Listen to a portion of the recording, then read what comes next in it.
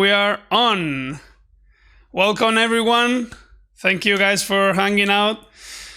I'm Mario Infantes, and I'm here today with Stefano Franceschini from Hideous Divinity. How you doing, man? How's everyone doing, man? Yeah, thank you for having me here tonight. My fucking pleasure, man. Like, I think it's a good way to break the ice before the touring. Yeah, absolutely, dude. Like I was saying before, really looking forward to that, man. It's gonna be crazy, dude. It's funny. I think Spanish and Italians are pretty similar in many ways, I think. Yeah, they are. We are. But Icelanders are completely different. You will definitely notice that. Oh, like we get on super well also because I'm kind of a nerd. So, and I moved here for a reason, of course. But we are pretty different. That's gonna be fun. It's gonna be fun to see for sure. Oh, dude, yeah, for sure. I mean, like, actually, I know a band from Iceland, and I mean, they're pretty big there, and also in Europe. They're Umizer. Oh yeah, fuck yeah, man! Yeah, I know the Umizer guys. So, yeah, fuck yes. Just want to say hi to the guys. We toured with them, like with Did you? with Aborted and Decapitated. Oh yeah, you did. Of course, I remember that. Yeah, we did play a few summer club shows, and the guys are just so cool. Yeah, I miss them big time. So. Fuck yeah. Have you guys played at all since the whole COVID thing? I think the very last tour we did. I did the tour with Hideous Divinity. We went to North America. We were supporting Vader, Abysmal Dawn, and then it was us and Vitriol. So we played the whole February month in there, and it was right when we started. Reading all the news, like everything started to pop up during those days. And toward the end of February, we were also kind of scared they wouldn't let us in Italy because it was right when everything was kind of going south. Oh shit, man. And right before that, I did the cruise, the 70,000 tons of metal with Aborted, and so I think I might have actually played one of the very last tours that. Not just death metal, but that like in the whole music business and industry. Yeah. So yeah, that was tough. But yeah, the last show I played was in LA, California, February 27th, 28th last year. It's been a while. Fuck yeah. We did play a tour last September, but it's because Iceland kind of opened up a bit because we were doing very, very well with COVID, but then tourists coming, and then of course, and then everything went to shit again. But we at least played that show, which felt really, really cool, fucking good. But man, I'm craving some action for sure. Like, oh dude, I started to get really tired of this whole thing. It's gonna be so tough. I think getting on stage for the first time, like after 2 years or something like that, and not like, okay, how do I headbang? Like, oh my back, it's gonna be like, dude, I can't imagine like after the first couple of shows, dude, like, no way. So yeah, I was hoping you. That, but also... Yeah, sorry, go on. No, I would say like I'm stoked. I'm really looking forward to that, but I'm also kind of anticipating a lot of back pain. So. Oh yeah, I am definitely anticipating a lot of lower back pain, knee pain, and I'm an old man. I was hoping you will hit me with some tips for touring, like for long touring, because my experience with touring is quite minimal. I mean, I've been touring with my old bands, but not with Cult of Lilith, and I think the guys have never been touring neither. Like we've been. Right. It is more difficult to tour also from Iceland. You have to grab a plane to fucking everywhere. It's a fucking island in the middle of nowhere. Like anywhere you want to go, it's still gonna be, I think, 3-4 hour flight, something like that. Basically. So, yeah, dude, I'll be glad to do that. And so my tip, like my very first tip, like for you and the rest of the guys, just bring a lot of underwear. maybe just like one or two shirts or one hoodie, one Okay. because okay, yeah, the very first time I tore it was like, okay, I'm gonna bring like 10 pieces like of everything, and I would have this massive like suitcase. And at the end of the tour, I would be wearing, if not the same hoodie, like probably like two out of them. Yeah. But like socks and underwear, that's the thing that you need the most. The rest you can like pretty much get her, everywhere. But and so yeah, the essentials. The I've learned essentials that and from traveling. Actually, there was a time a couple of years ago that I was traveling a lot. I was taking a flight almost every month, and I did learn that. Like, most important thing is underwear. The rest is pretty like, in the case you need another t-shirt or whatever, you can just buy one. I mean, I'd be happy to exactly. buy one of your shirts for sure on the tour. So. Oh, you want you? Oh, come on, yeah, no, you guys won't buy anything. But yeah, Of exactly. course we When would you're do on it. tour, definitely shirts is not something you're gonna lack, or there's literally plenty of them. But so yeah, on a more serious level, I would say kind of prioritize gear for sure. So For like sure. and like electronics, obviously, because either on the bus or in the van or whatever, just need to have your, of course, phone, but also like, I don't know, like iPad or My computer or Nintendo tablet, whatever, Switch, dude. in case like any of you guys need to work from, away from home, and that way you obviously like catch up with the rest. So I would say, yeah, definitely electronics gear. That's something you got to privilege, and so yeah, What absolutely. was the? And how I'm many shows you guys curious. playing? Like 10, Sorry, 12? come How again? many shows like you?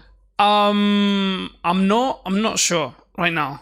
I'm not sure how many shows, but I guess something around that, like between 12 and 15. I guess I'm not completely sure, to be honest with you. Yeah, okay. Yeah, I think something around that too. Yeah, yeah. I don't remember the dates because because funny enough, I mean, of course but the when you guys join, I'll be also like playing with Hideous Divinity, so it's gonna be like 2 sets a night for like the last 10 days. Yeah, So, fuck, dude, you're gonna. dude, I did that on a U.S. tour, U.S. and Canada tour like 2 years Fuck. ago. It was Huss, Here's Divinity, Benighted, Cryptopsy, and Aborted. And I played like 2 sets for 30 shows in 31 days. How the It was fuck only are like the you alive, one day. man?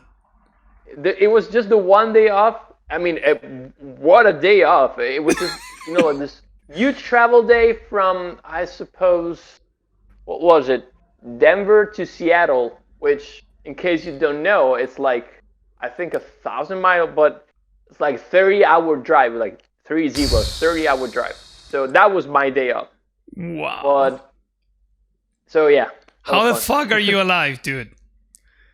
Like I was joked about that, and physically it wasn't like too much of an issue. I actually enjoyed it because by the time I was over with his divinity, I was warmed up enough. So I was like, okay, I can do this again. And by the time I got on stage with Aborted, it all felt kind of easy. What really kind of messed with me a little bit was the fact that my whole day routine was kind of fucked up because I would, the drill. You get to the venue, just load in everything and set up the stage. You do the sound check. But after I was done with sound check with Aborted, Mm-hmm. I would do line check with Hideous Divinity because we were also the opener of the tour. So when Wow. Aborted was done, they were like, okay, see you in what, 4, 5, 6 hours.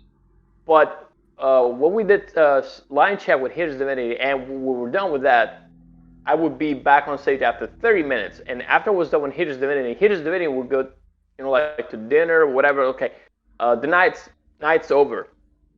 But I couldn't do that either because I would go back on stage after like an hour and a half. Wow. So my day was fully over around 1 or 2 a.m. That was the time I would have dinner or like eat something because you can't get on stage with a full belly Exactly. for sure.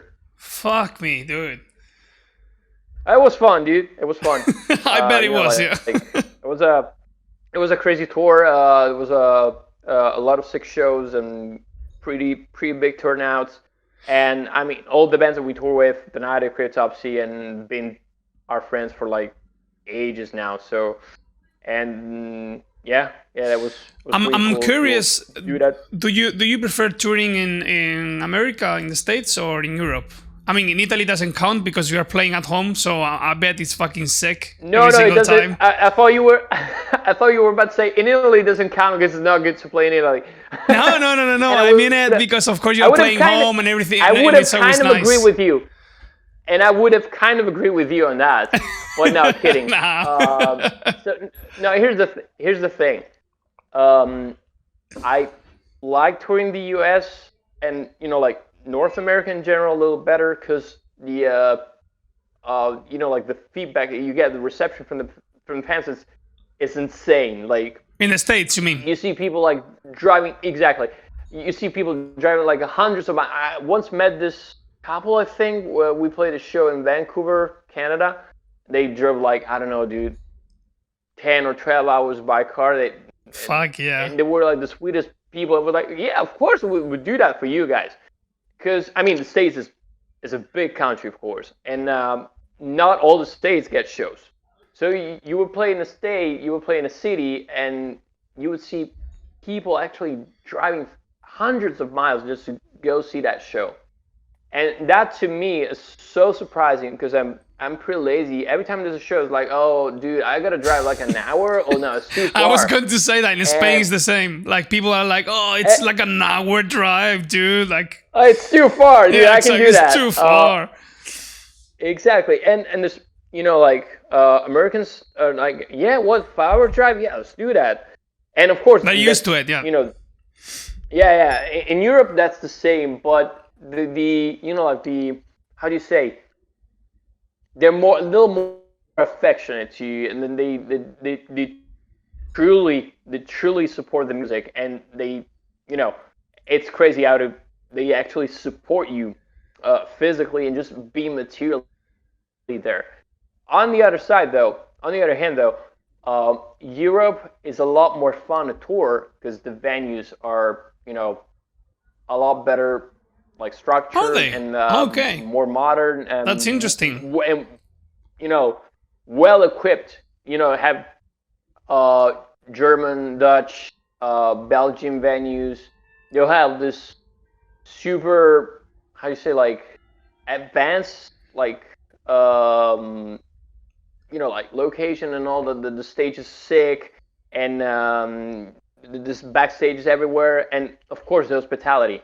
That's the very big difference, I would say, and because you go to US, it's all kind of DIY kind of attitude. You go to the venue and they be like, okay, here's the money for your dinner, and you buy yourself dinner, and usually you get water. But in Europe, you always have the full rider, and you have a kind of a welcome catering with drinks, water, all that kind of stuff. You have dinner, like it could be either in a house dinner if the venue has a kitchen, and most of the time it's like that. Also, like the whole venues in Scandinavia, it's just another world. One of the countries I like touring the most is Denmark, for example.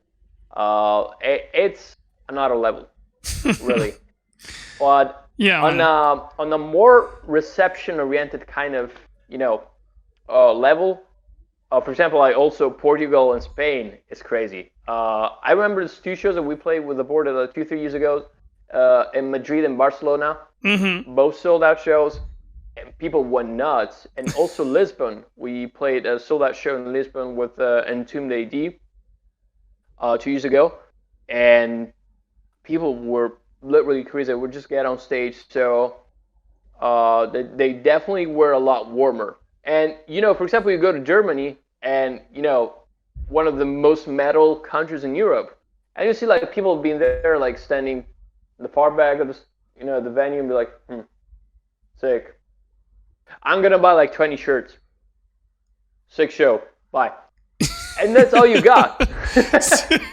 And you're like, wait, did he like the show? I guess yes, because he bought a lot of merch, but it didn't really show. So it's pretty much like that. So you get what I like the most out of each part of the word. Interesting. It's funny. I would have thought the States was on a higher level when it comes to venues and stuff, because I mean, the business there is just huge, right, in music and stuff. But I guess not with all genres. I guess when it comes to metal, Europe has better management of the venues, or it's the funds. It's the funds they get from usually from the government. That's 100% so in the Netherlands, for example. Okay. And all of the venues are super up to date, like really like well organized and clean and all that kind of stuff. Very big spaces. They're so functional, but that's because they do receive a lot of support from the government, and the whole like art investment and all that kind of stuff that goes a lot towards the venues, and it's funny because most of the time you play in a venue, we're like, okay, this is that metal show. Once the show's done, once show's over, there'd be like a disco party in the same exact venue. So you would literally see the whole play like transform into something completely different. That has happened in Spain also. I remember in some of the gigs I did in Spain, it also happened. Like just after our gig, then everything becomes a pretty normal, disco show. Yeah, exactly. And the not really funny part is that once you have a show like that, it means that you gotta get the fuck out of the venue like as soon as possible. I know. So you need to like pack everything like super fast because disco night it's in. Disco night is in. So but yeah, you see the funniest part though is like when you see a lot of the people waiting in line to enter the club, and wearing all super fancy like there's a bunch of nice metalheads leaving the building. Like, who are those metalheads? Like, what the fuck are they? Oh, that's funny. Yeah, that's fun. Do you remember any like funny experience in touring with Hideous Divinity or Aborted? Yes.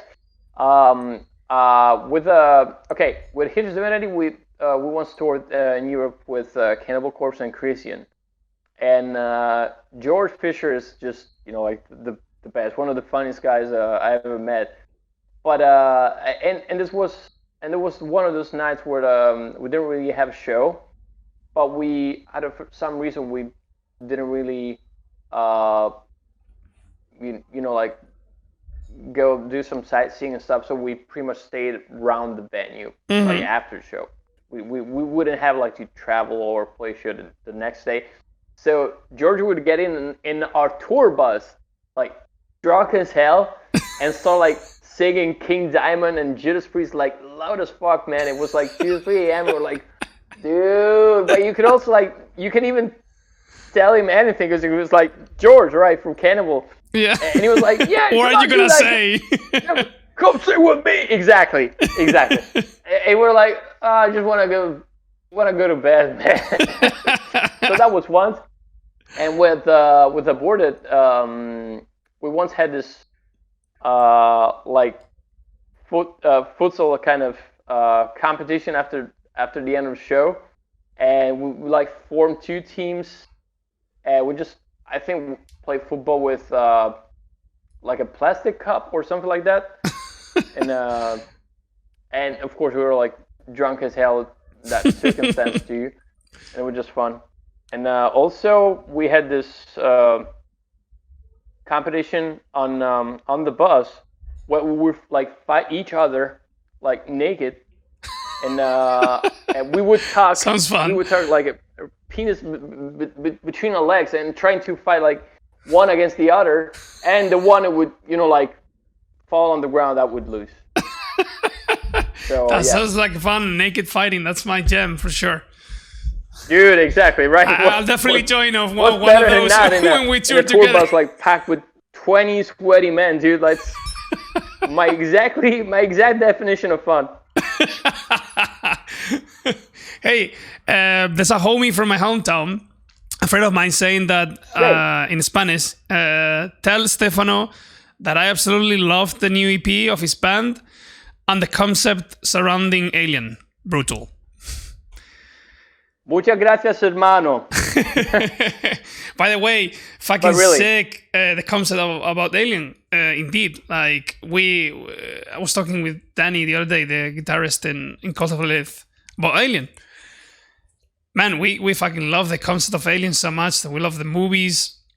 How come you guys came up with this? Like, what was the...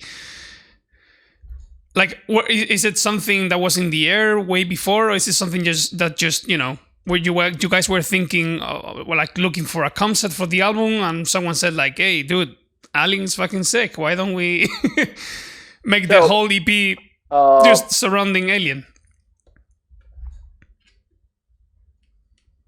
I mean, that was like part of the old thing, and that's an interesting question. So. I mean, we didn't really have enough music to, record and release an album. Plus, Simulacrum, our last album, was just released in November, 2019 now. But when we were like talking about new music, it was like summer last year, so it was like maybe it's definitely a bit too soon to just write new music and put out a record. But plus, that's a lot more effort also. Mainly time-wise. So Rico was like, okay, this date in December, that's I don't remember exactly which kind of date, but it's like a fictional birthday, I think, like a day connected to the whole like Alien franchise in December. So we're like, okay, what if we post like a picture about this date?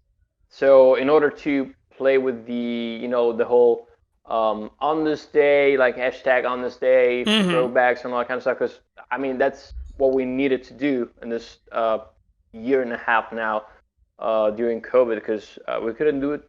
No bands could tour, so that was the only like thing to stay relevant. You know what I'm saying? Like we were kidding about that, joking about the ADM. Like, okay, what if we just tease the fans and maybe like work on a new song. So the whole idea then became an EP with two full songs, two new songs, and a cover.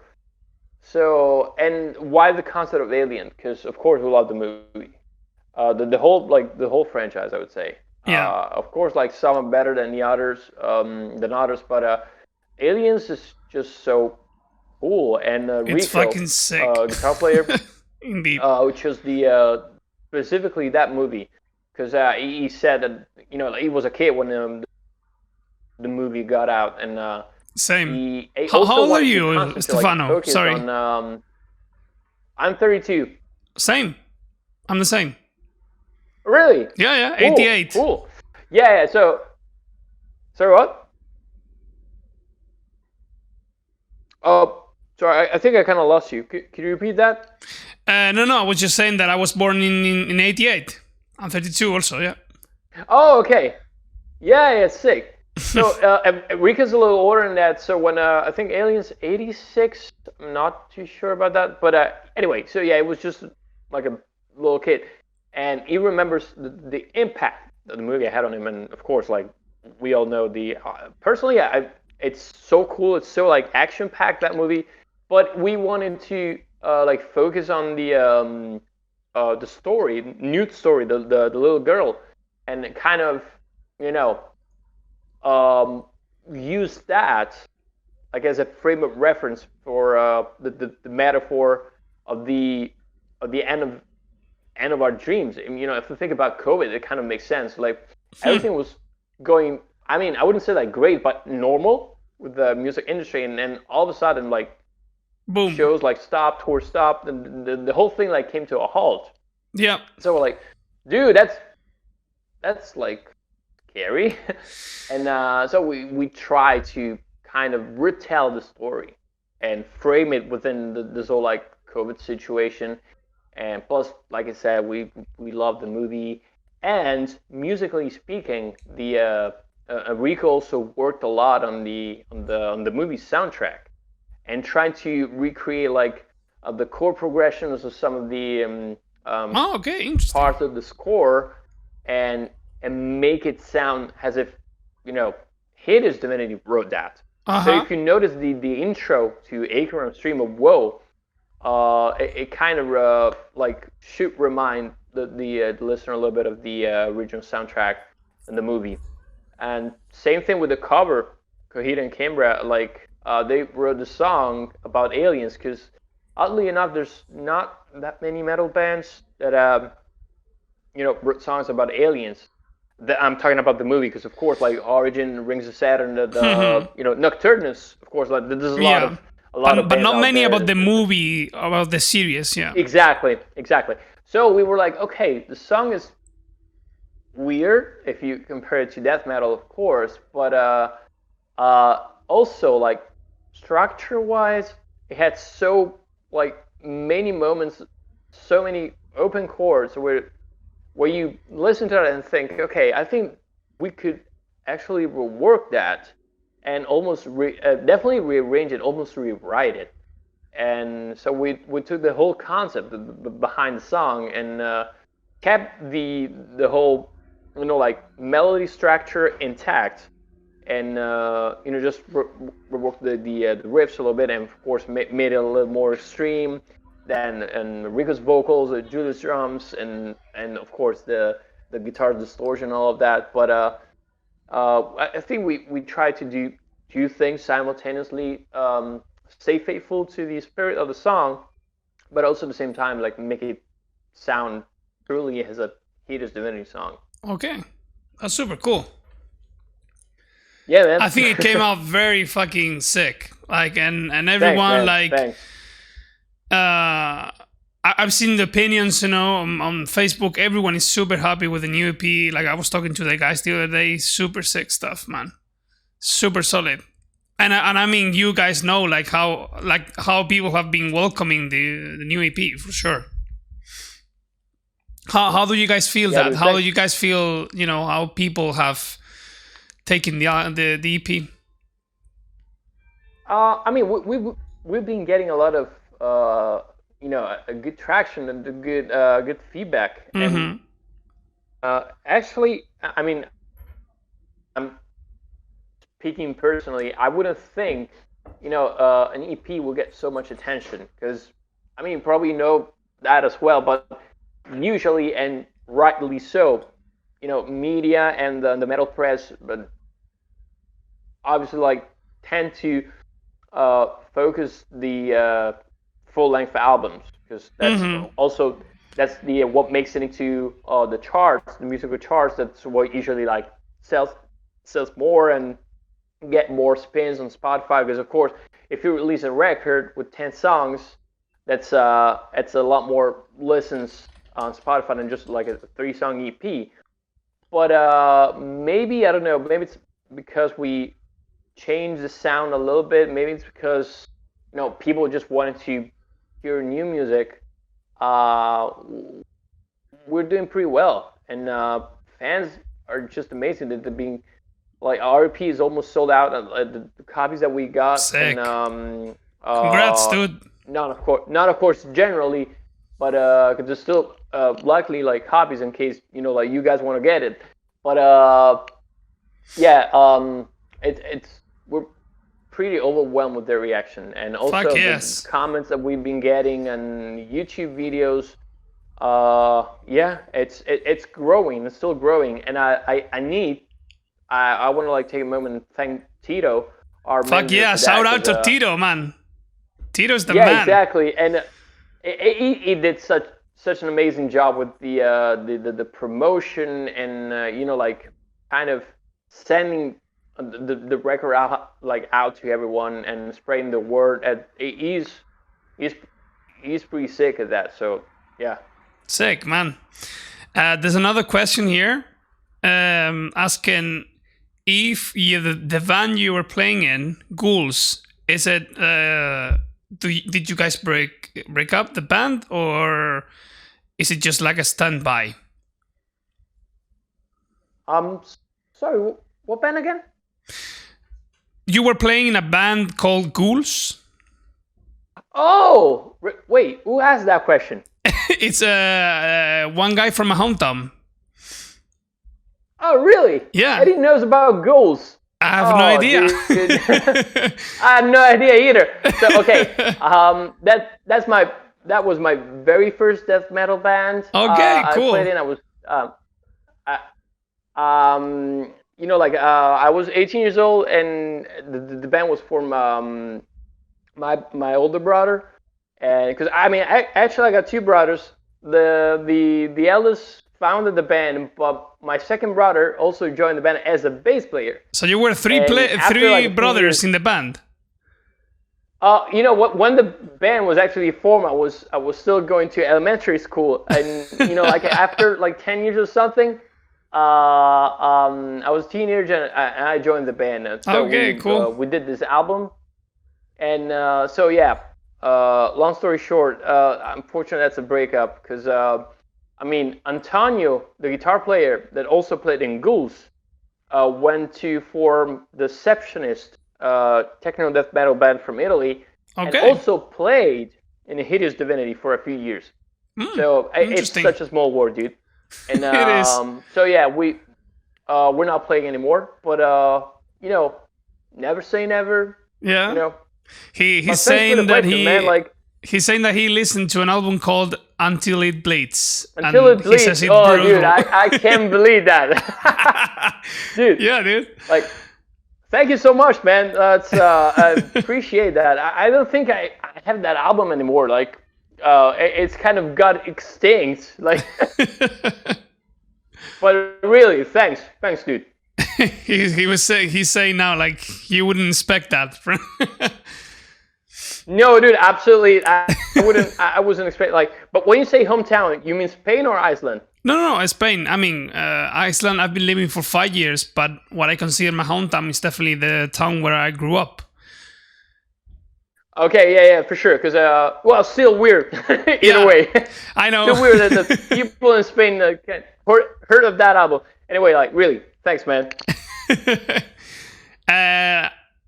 Before I forget, because I tend to forget shit all the time, you have to remember, was it Enrico, the vocalist in Hideous? Oh, dude, same here. Huh? Sorry? Yeah, we got two Enricos. Oh, you have two Enricos. Okay, the vocalist. Exactly. Because I learned he's a voice doctor, right? Yeah, Enrico. So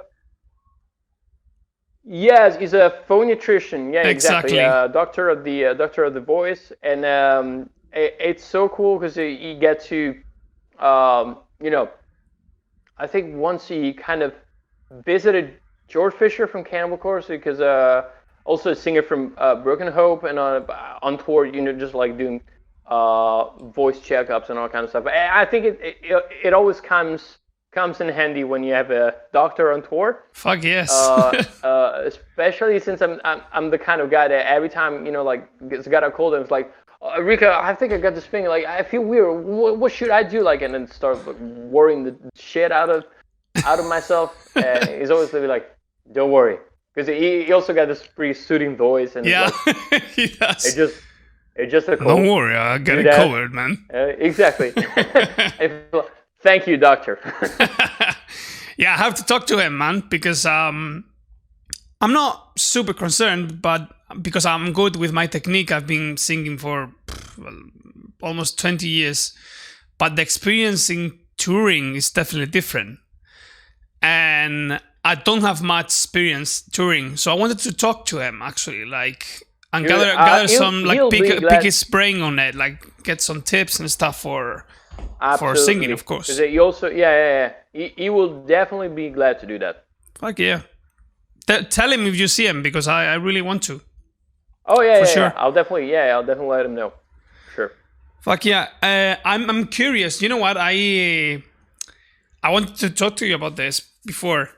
When I was kind of presenting this chat, I was giving more voice to Hideous Divinity, not because I don't want like Aborted or anything. It's just because Aborted is already a big band, and I feel like Hideous Divinity needs more voice, if that makes sense. Yeah, yeah, yeah. I agree. I understand. But I'm curious of how the Aborted gig came up. Like how did you end up in Aborted? It's pretty So sick. like, I had this. I mean, I still have, but I haven't really been updating like too much. I have this YouTube channel where I usually like posted a lot of covers a few years back, Okay, and cool. I didn't know I did that. this cover of the Necrotic Manifesto, and I think Aborted were looking for a new bass player, summer 2016. So, and they hit me up. So Tito actually gave me a call that morning. I still Fuck recall it so yes. well. I was like, I need to like tell you something pretty important. I was like, oh, you know that. Come on, dude, fucking mess with me, because we're also like huge football fans. I thought he wanted just to like mess with me a little bit with like football transfers, because that was Yeah. the season, was summertime. So no, it was like, actually, I think Aborted wants you to join the band. I was like, What the fuck? what? Sick. So we started talking, and the guys were super like nice right from the start. And this semi, I think their set list, because they still had a few shows, uh, actually quite a bunch in the summer. They had a couple German festivals, 2 or 3 club shows, and Brutal Assault. So they flew me in. I flew to Netherlands, then we drove to Belgium, and then we had practice. And I practiced with the guys, because the next day we would have this German festival. Uh huh. I think it's called Nord Open Air. And that day, there was a lot of sick bands. It was Devil Driver, Misery Index, Vader, Armor Sane, Sacred Reich, and we also played that show. So my like baptism with the board, it was a show like in front of 3,000 to 4,000 metalheads. I was like, Fuck yeah. okay, let's do that. And actually, it went pretty well. And by the second show that we I played with them, the guys went to, like, we're in the backstage, and Sven was like, okay, I think you're in the band. And I I just think felt you're like pretty the much in the happiest band. kid in the world. And Fuck it's, yeah. yeah, you're in the band now. And you're But in the yeah, band. it's been fun, and Nice. it's the whole thing is fun, because well, when I joined, Mendel was still in Aborted, and I was it's going to funny ask because you that actually because I'm collaborating with Mendel now in another project. oh, cool, And yeah, Mendel was I in the band back then when you joined. oh yeah, because Sick. we parted ways in pretty amicably, by the way, so it's all good. So Mendel, hi, in case you're watching this, I love know. you, Like I've heard and the aborted guys are super nice from very different sources. Actually, like everyone and says they're super thanks, nice. man. So yeah, when I joined the band, Mendel was still aborted, and actually he was the one I stayed.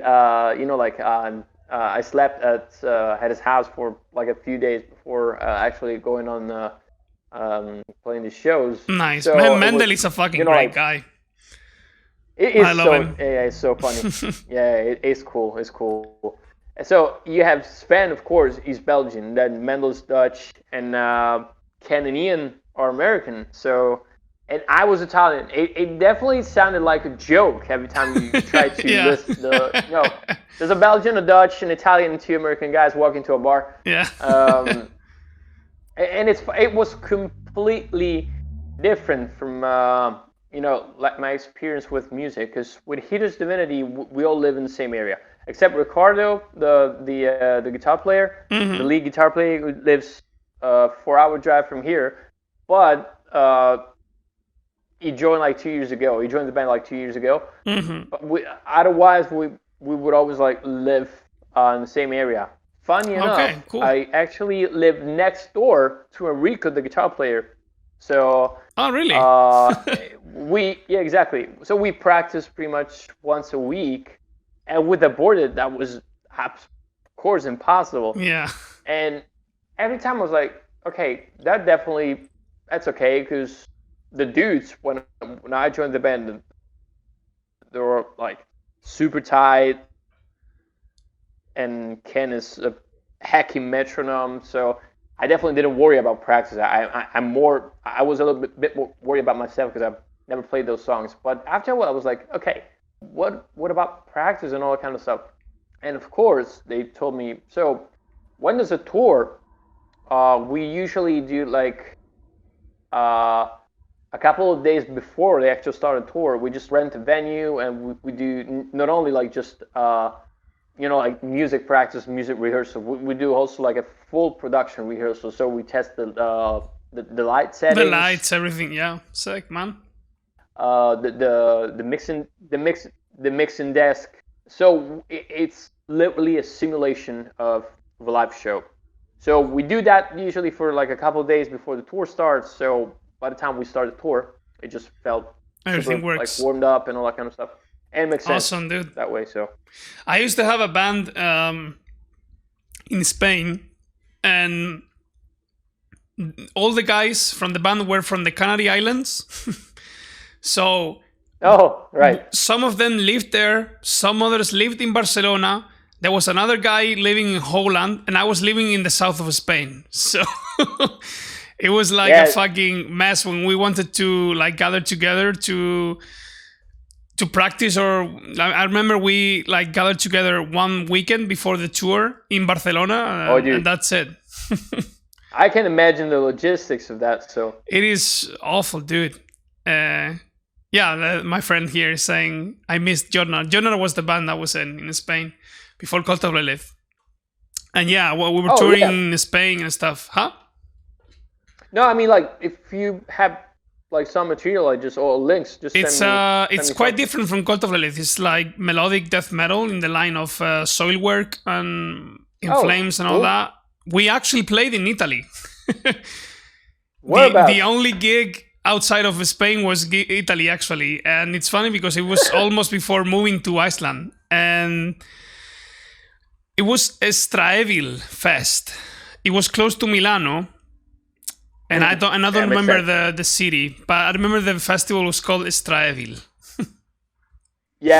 Most of the shows actually happened in northern Italy, so yeah, that makes it was northern for sure. I can look for it here, Straevil, but I don't remember exactly when, like where in Italy is that. It doesn't appear here. Oh, never mind. It was like a small village. Yeah. But it was super cool, dude. Like the people there were super nice to us, and it was a pretty cool trip. Nice, dude. I loved. Cool. I was traveling also in Firenze and stuff. I'm getting a raid now from Twitch, and there's a bunch of people joining in right now. What did you say? Huh? Oh, okay. Yeah, there's like a fucking 240 people watching right now. Sweet. Well, I'm gonna say this in Spanish. Chico, estoy de charla con otro bajista de una banda bien gorda de Italia y lo tengo que hacer en inglés porque el chaval no habla español, así que lo siento por los que habéis venido. Muchísimas gracias a Vicio, a David, que es un puto crack. El otro día estuve hablando con él por aquí, por Twitch. Lo que pasa es que esta vez lo tengo que hacer en inglés. Lo siento, chicos, de verdad. Sorry por los que no entendáis inglés. Lo siento también. Yeah, I was just telling because I was having one of these Twitch chats with another musician, and he's a YouTuber and he's pretty big. He has like 1.5 million subscribers on YouTube, and we were chatting about gaming and music and stuff because I'm a fucking nerd also. And I don't know if you know how these rates on Twitch work, but it's just like he was streaming on Twitch, and then he got all his viewers back, like redirected to my stream. So, oh, that's cool. Thanks a lot, Dev. Gracias, David. Era un puto crack, tío. Era un crack. But yeah, man. Sorry. What were you saying? Like, I completely got distracted with this. No. I think we're talking. We're talking about like practicing and how difficult it is to like the logistics when everyone is in a different city. Yeah, exactly. Like meet up all together when everyone's kind of scattered all over the place. So I'm gonna. There you go. Okay, so yeah, really talk to Enrico. Like, I want to pick his brain on this stuff. I really want to get some tips for the tour. I was trying to talk absolutely. to him. Sorry? I'll let him know. Yeah, I'll be happy to do that for sure. Yeah, for sure, because who better, to give tips on that from someone who is not only like experienced on touring, but is also a fucking doctor, on it. So, dude, yeah, it's the perfect fucking person to tell me about it. So, the most insane combination, exactly, and just about what you need on tour, on a metal tour, if you like a vocalist. So I was even thinking about trying to get Corpse Grinder, George from Cannibal Corpse, to give me some tips on touring stuff, since we're in the same label. Because for how long that band has been going on? Like for almost 30 fucking years, and they are still fucking killing the game, Dude, so I was thinking like he has to give good tips on touring for sure. Dude, and now that you mentioned that, I think their last record, Violence and Imagine, I think up to date is their best-selling album. I was hearing that the album that sells the most copies. I mean, if you saw the last post, they just list all the chart like entries they just made it into. It's insane, and I'm so happy for the guys because now they even got Eric Rutan, and who's another like guitar hero of mine. Because when I was a kid and started listening to death metal, of course I would listen to Morbid Angel, not just the classics, but also Gateways to Annihilation, and of course also Hate Eternal. I still remember like Conquering the Throne, and just an amazing band. And now that he gets to play in Cannibal Corpse, I recommend you. Insane. I don't know if you've listened to it, but there's a podcast from this podcast called Unstoppable Recording Machine, and there's an interview podcast with Eric and from Cannibal Corpse, and it's super interesting. I recommend it to you if you haven't listened to it yet.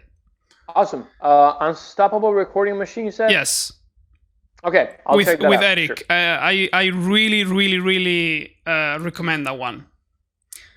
Sweet. Me gusta el tatuaje de las manos. Gracias, tío. Totoro y ¿dónde están los monstruos? ¿Dónde habitan los monstruos? Sorry about that. No, that's all good. I'm curious. I can't understand. I can't really, like speak Spanish that way, but it was some guy was complimenting my hand tattoos on the tattoo, right? Yeah. I'm curious about this. Do you listen to any other music besides metal? Yeah, I mean, I like usually 80s stuff. The new like wave of retro synth, like sick. We love like that 80 vibes, like the synth. The vaporwave, retro wave, that kind of stuff. Fuck yeah! I love that. And prog rock music, I would say like anything, like rock from the 70s, of course. Um, yeah, I like uh, Genesis, Peter Gabriel, Nice. and um, what else? I don't know, like funk. Like funky music for sure. Like I said, like 80s hits. Um, Kate Bush. No, Kid Boss, what yeah. else? Like, yeah, it's. Nice. I mostly listen to metal, but I also like usually listen to some classical music. Not much, of course. I try to. I don't mind, of course, blues, I and like I blues. try to listen a little more, you know, frequently to jazz music. Mm-hmm. It's not really my cup of tea, but I also like try to explore a little more because I never really sat down there and be like, okay, now I'm gonna listen to a full jazz playlist, and also like any kind of music that's kind of pushes bass a little up in the mix, Nice. and like any kind of music where bass is relevant. So yeah. Sick. Danny from Cult of Lilith was just joining the Twitch now, by the way. What's up, Danny? How's it going, dude? Yeah, we were talking, Danny and I, like, we're fucking excited, man, to tour with you guys. It's gonna be a fucking blast for Thanks, sure. man. Thank you so much, dude. Yeah, really appreciate. I think we're gonna get on very well. I can feel it for sure. Danny, if you're watching this, yeah. And as I was saying, Mario, like I really love you guys' album. It's crazy, and I think when I listened to your first song, I was like, wow, because I mean, of course, first band that kind of came to mind was Flash God Apocalypse, but it's different. It's a lot more baroque, like which it's musically speaking, it's a lot more versatile. So, and I love all those variations that you guys play with, and also I don't remember. I think that's him because I still need to remember each of you guys' name, but also bass player. Sammy. And, he's a sick Sammy, bass player also. Dude, for sure. it's so good. Yeah, man. You guys are all like extra talented, but I like his style. Thank you, man. Thanks. Like, I will definitely, if he's not watching, I will definitely tell him. For Dude, sure, yeah, he'll be happy to hear. Sure. Yeah, of course. But yeah, I mean, I totally get the, people talking about Flesh God Apocalypse for that one song, though, because the rest of the album is not like, I mean, we like Flesh God Apocalypse, but I wouldn't say it's an influence, or at least a direct influence on us. Like I can understand that people see the similarity in that first song of the album, and I'm not, like I like Flesh God Apocalypse, but I wouldn't think of them as an influence for me, at least in my singing and stuff. But for sure. I think it's a fucking sick band. Like we love Flesh God Apocalypse. It's a fucking sick ass band, exactly. For sure. That's what I said. It was at first it was the band that came to mind, but obviously like listen to the rest of the music. It's a lot more like stratified, a lot more complex, and I like that.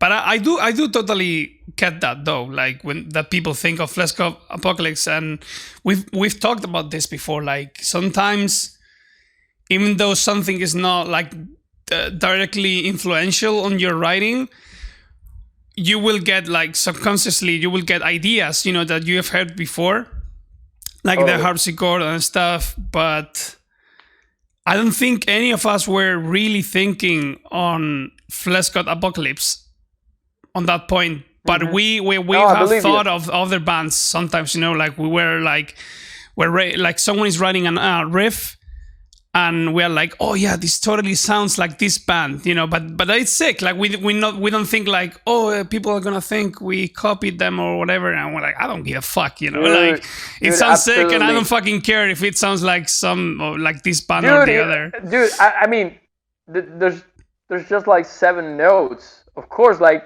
yeah, exactly. How much metal has been written so far. Exactly. And so you said sometimes you play, you write a riff, and then almost immediately you think like, oh, okay, I think this sounds like. Sometimes we even like write riffs and we're like, wait, this is exactly like.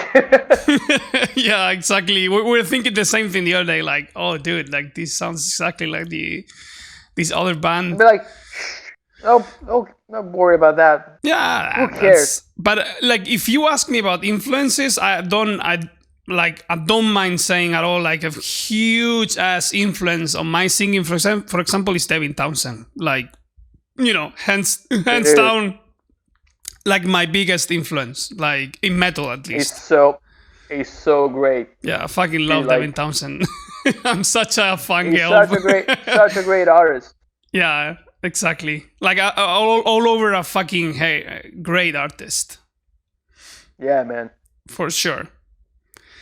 All right, Stefano, I don't want to take much more of your time. We've been talking for already an hour. And really? Yeah, almost an hour, 55 minutes. Oh, yeah, sure. You're right. Well, that means I mean, I definitely had fun. It was a big pleasure, man. Really. Thank you so much same, for having dude. me here. Like I know, like I suspected it. I suspected we all would get on super well, but after this chat, I'm pretty sure the tour is gonna be fucking sick, for sure. Dude, absolutely. I'm super stoked for it. Looking forward to it for sure. Same here. And I can't really wait to get back to touring once again and doing it with you guys, even for just like a couple of weeks.